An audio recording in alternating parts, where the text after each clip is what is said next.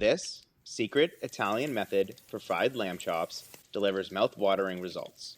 A lesser-known breading technique creates a crispy Parmesan crust that locks in all the lamb's incredible flavor. Let's learn how it's done. Begin by pounding out the lamb.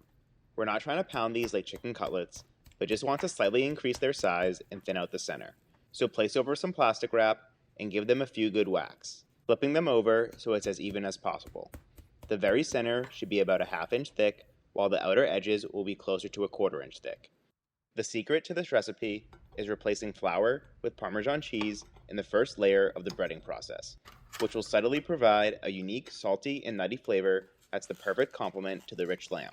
So finally grate about a ½ cup of Parmigiano Reggiano onto a plate, which will be enough for 6 to 8 lamb chops. Then crack 2 eggs into something that's wide enough for a chop to lay down in, and give them a good whisk.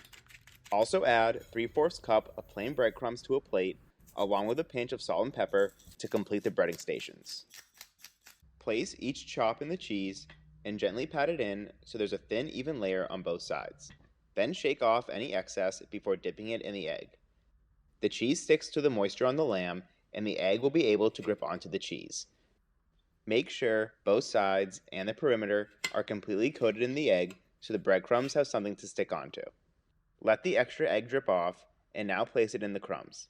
Immediately sprinkle some over the top and start pushing them into the lamb. Flip it around to ensure you don't miss any spots. We want the whole thing to be coated to create a crispy crust that seals in the juices of the lamb. So even try to get the bone while you're at it. Put the finished chops on a plate sprinkled with breadcrumbs, and continue the process until each one has been breaded. This dish only has a few simple steps, making each one very important. So take your time to get an even coating for the best possible crust. Now, in a medium-sized skillet on medium heat, add enough canola oil to go up about a ¼ inch of the pan. Any neutral oil, like vegetable or grapeseed, will also work. For extra flavor, swirl in a few tablespoons of olive oil, but that's optional. Heat the oil to around 340 degrees. You can test it with some breadcrumbs, and if they sizzle, it's ready. Or use a small piece of lamb that conveniently broke off. Once the oil is hot enough, gently slip in a couple chops at a time and nudge them around so they don't have a chance of sticking to the bottom. These are so delicate that they'll only take 3 to 4 minutes total in hot oil for a perfect cook. The oil is going to be at its hottest when you first drop them in. Therefore, the first side will brown faster than the second. So I suggest flipping them at the 1 minute and 30-second mark and then letting them cook for 2 minutes on the second side, producing a nice medium rare, which is the perfect temp for lamb. After the second side is golden brown, take them out to rest on a wired rack and immediately hit them with a pinch of salt and pepper so it sticks on. You should end with a crust that looks and sounds like this. This is easily my favorite way to make lamb chops.